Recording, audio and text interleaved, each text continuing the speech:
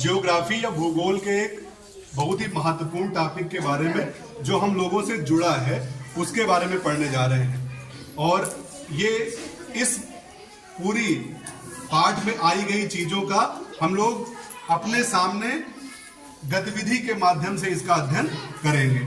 आज हम लोग बेटा ये पढ़ने जा रहे हैं कि पृथ्वी गति करती है, पृथ्वी की गति होती है, पृथ्वी गति करती है और पृथ्वी दो प्रकार की गति करती है और इन गतियों से बेटा कुछ परिवर्तन होते हैं, इन गतियों के कुछ प्रभाव होते हैं। तो आइए चलिए हम देखते हैं कि पृथ्वी में कौन कौन सी गतियां होती हैं और इन गतियों के कारण कौन से प्रभाव उत्पन्न होते हैं। तो देखो बेटा, हम सभी को पता है कि हमारी पृथ्वी की आकृति, हम लोग कहते हैं पृथ्वी गोल होती है, लेकिन आज हम लोग अपनी इस बात को थोड़ा सा परिवर्तित करेंगे। पृथ्वी बेटा गोल ना होकर के पृथ्वी की अपनी एक आकृति है, ये नीचे की ओर थोड़ा सा चपटी है और इस आकृति को हम बेटा भूआव कहते हैं। क्या तो पृथ्वी की आकृति कैसी होती है? भूआव आकार की होती है या जियॉइड इसको अंग्रेजी में बोलते हैं, भूआव आकार की होती है। और पृथ्वी बेटा जैसे लट्टू को जब हम घुमाते हैं तो लट्टू तेजी के साथ ऐसा लगता है कि बीचों बीच से अपने अक्ष पर घूमता है। ठीक ऐसे ही बेटा जो आपने देखा होगा साइकिल का पहिया घूमते हुए, साइकिल के पहिए के बीच में एक धुरी लगी रहती है और उस धुरी के चारों ओर पहिया तेजी के साथ घूमता है। तो जिस तरह से धुरी के चारों ओर पहिया घूमता है, लट्टू अपनी नोक पर चारों ओर घूमता है, ठीक वैसे ही बेटा हमारी पृथ्वी भी अपनी धुरी पर घूमती है। देखो ये आपके सामने बेटा ये पृथ्वी का एक छोटा सा मॉडल है, इसको हम ग्लोब कहते हैं। क्या कहते हैं? ग्लोब कहते हैं। और ये ग्लोब ठीक पृथ्वी की आकृति का होता है। ठीक है बेटा, आकृति का होता है और इसको छोटा कर दिया गया, इसीलिए ग्लोब को हम पृथ्वी का लघु रूप कहते हैं। तो बेटा ये पृथ्वी में बेटा कोई धुरी नहीं पड़ी है, बस इसमें एक बीच में काल्पनिक लाइन मानी गई है जो पृथ्वी के बीचों बीच से होकर गुजरती है। तो बेटा देखो, तुम इस ग्लोब को देख रहे हो, इस ग्लोब को हम ऐसे पकड़े तो हम ये देखते हैं कि पृथ्वी के जो बीचों बीच वाला लाइन है जिसको हम बेटा धुरी या अक्ष कहते हैं, वो सीधा ना होकर के हल्का तिरछा है। कैसा है? तिरछा है। तो यहां से बेटा हम एक बात सीखेंगे कि पृथ्वी अपने अक्ष पर झुकी है। क्या है? ऐसे सीधी नहीं है, ऐसे नहीं, ऐसे रखने पर नहीं रख जाएगा, इसको हमें हल्का सा झुकाना पड़ेगा। और ये बेटा जो झुकाव है जिसको हम कोण कहते हैं और हमने मापा भी है, तो ये पृथ्वी बेटा अपने सीधे वाले अक्ष से, अगर हम कल्पना करें कि ये सीधा सीधा है ऐसे ऐसे, तो ये ऐसे ना होकर के बेटा 23 सही 1/2, बोलो 23 अंश झुकी है। पृथ्वी अपनी धुरी पर अपने अक्ष पर 23.5 या 23 सही 1/2 अंश झुकी है। और इस तरह से बेटा पृथ्वी में एक गति होती है जिसमें पृथ्वी अपने इस अक्ष के या इस धुरी के चारों ओर घूमती है, चारों ओर ऐसे घूमती है। और बेटा ये पृथ्वी की जो गति है वो निश्चित होती है, ऐसा नहीं कि कम और तेज घूमती है, पृथ्वी एक समान गति से। और इस बात को बेटा याद रखेंगे कि जब भी ग्लोब तुम्हारे सामने आएगा तुम इसके सामने खड़े होगे और इसे अपनी बाएं से दाएं की ओर, कैसे? जब तुम सामने हो तो इसको बाएं से दाएं की ओर घुमाओगे और बेटा इसके बाएं से दाएं की ओर घुमाने को, किसको? बाएं से दाएं ओर घुमाने को हमेशा बेटा इस दिशा को हम बोलते हैं। ग्लोब पर हमने आपको समझाया है दिशाओं के बारे में, ये दिशा पूरब, ये दिशा पश्चिम, ऊपर वाली उत्तर और नीचे वाली दक्षिण। तो बेटा इस बात को हम याद रखेंगे कि पृथ्वी हमेशा पश्चिम से पूरब की दिशा में गति करती है। और बेटा यही गति है जिसके कारण अब आप देखेंगे, ये बेटा मान लेते हैं सूर्य है और ये पृथ्वी है, ये सूर्य है और ये पृथ्वी है। तो बेटा पृथ्वी की एक गति तो हो गई अपनी धुरी पर पश्चिम से पूर्व घूमने की, पश्चिम से पूरब घूमने की, और दूसरी बेटा गति हुई पृथ्वी इस सूर्य के चारों ओर, कैसे चारों ओर बेटा घूमती है और पृथ्वी अपने चक्कर, अपनी धुरी पर एक चक्कर 24 घंटे में लगाती है। कितने? 24 घंटे में लगाती है, यानी पश्चिम से शुरू होगी और फिर पूरब की तरफ आने में इसे पूरे एक चक्कर में 24 घंटे लगेगा। कितना लगेगा? 24 घंटे। और बेटा इस काल को हम इस पश्चिम से पूर्व के घूमने की गति को हम घूर्णन गति कहते हैं और एक चक्कर में लगाया गया समय घूर्णन काल कहते हैं। और बेटा अभी हमने आपको कहा था पृथ्वी की इन गतियों के कारण कुछ प्रभाव उत्पन्न होते हैं। तो बेटा जब पृथ्वी अपनी धुरी के चारों तरफ घूमती है तो इस घूमने से दिन और रात होते हैं। क्या होते हैं? दिन और रात होते हैं। बेटा पृथ्वी सूर्य के चारों ओर चक्कर लगाती है।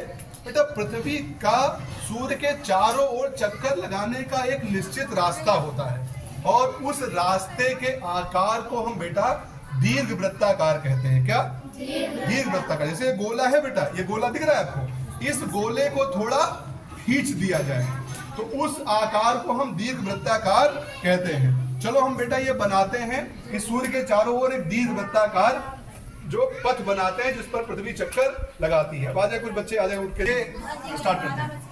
ये जो हम लोगों ने रस्सी से बनाया हुआ है, ये सूर्य के चारों ओर का जो बेटा रास्ता है, पृथ्वी इसी रास्ते पर गति करती है और इस रास्ते की गोलाई को बेटा हम एक विशेष नाम देते हैं और उसको हम कहते हैं दीर्घ वृत्ताकार। क्या? अब पृथ्वी बेटा इस दीर्घ वृत्ताकार पथ पर इस तरह से भी चक्कर लगाती है। ऐसे पथ पर जाएगी, ऐसे जाएगी, ऐसे जाएगी और पूरा एक चक्कर लगा करके फिर अपनी पहली जगह लौट आएगी। और बेटा पृथ्वी के इस तरह से सूर्य के चारों ओर दीर्घाकार कक्षा में घूमने को हम उसकी गति को परिक्रमण गति कहते हैं। कौन सी गति? जैसे हम परिक्रमा लगाते हैं, ठीक वैसे सूर्य की परिक्रमा लगाती है पृथ्वी, है ना।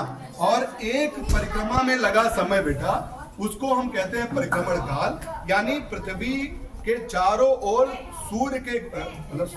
सूर्य के चारों ओर पृथ्वी की वृत्ताकार कक्षा में घूमने वाली गति को परिक्रमण गति और पूरी कक्षा को एक बार घूम आने में लगा समय परिक्रमण काल कहलाता है। और बेटा इस परिक्रमण काल के कारण मौसम बदलते हैं। क्या बदलते हैं?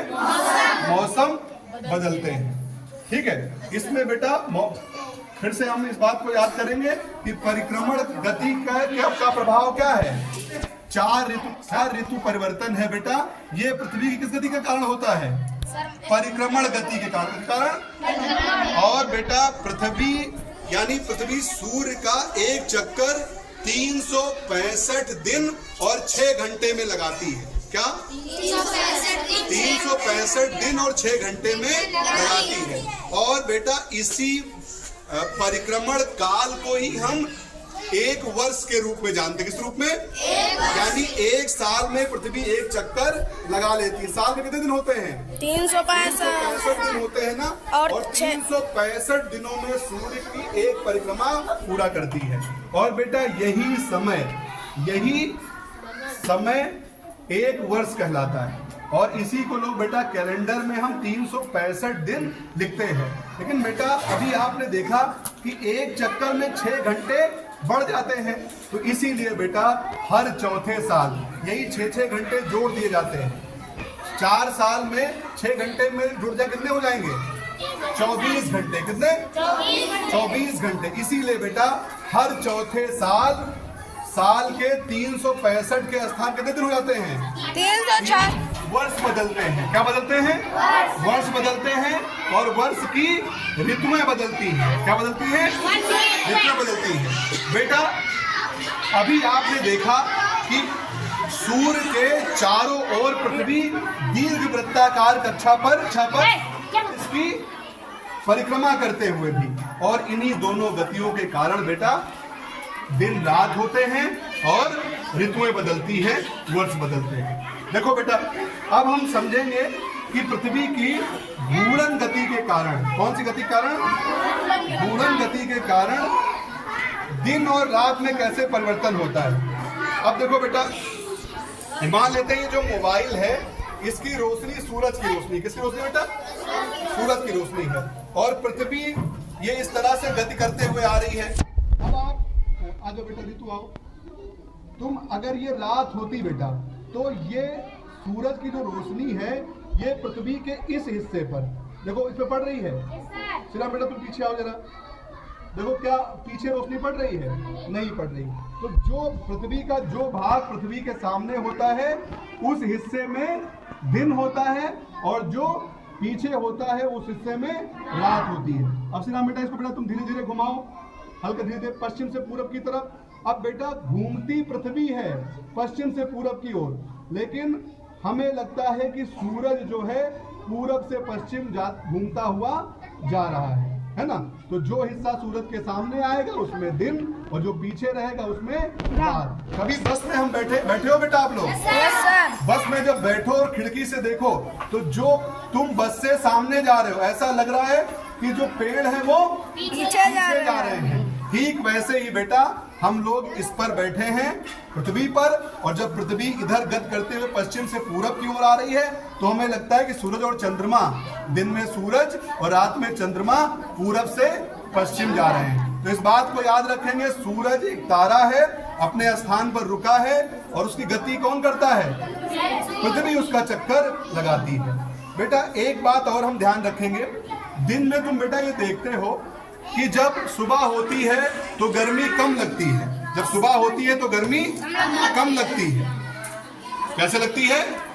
कम लगती है। लेकिन वही दोपहर के समय गर्मी ज्यादा लगने लगती है। देखो बेटा ये कागज है आपके सामने, अगर इस कागज को, ऋतु तुम देखना, इस कागज को हम अभी रात इस पर दिखाई दे बेटा, कागज को अगर हम सामने लाएं तो इसकी रोशनी थोड़े से क्षेत्र में पड़ेगी, इस पर जितनी इसकी गोलाई है बेटा थोड़े क्षेत्र में पड़ेगी। लेकिन अगर इसको हम तिरछा कर दें तो उस समय ज्यादा क्षेत्र पर पड़ेगी। तो बेटा जब दोपहर होता है तो तुम ये समझ लो कि पृथ्वी सूर्य के एकदम सामने आ जाती है, और उस समय प्रकाश थोड़े स्थान पर पड़ता है और वो स्थान ज्यादा गर्म हो जाता है। और जब शाम होती है तो पृथ्वी धुरी पर तिरछी है, तो उस समय ज्यादा क्षेत्रफल पर प्रकाश पड़ता है, और उस समय बेटा गर्माहट कम हो जाती है, उस समय गर्मी कम लगती है। ठीक है, तो इस बात को बेटा हम याद रखेंगे। अब बेटा एक बात और हम इसी के साथ सीख लेते हैं बेटा, कि बेटा जब सूर्य का पृथ्वी परिक्रमा लगाती है, कैसे और किस पथ पर? दीर्घ वृत्ताकार पथ पर जब परिक्रमा लगाती है तो बेटा ऐसा नहीं है कि पृथ्वी से जो सूर्य से पृथ्वी हमेशा एक ही दूरी पर होती है, उसकी दूरियां बदलती रहती हैं।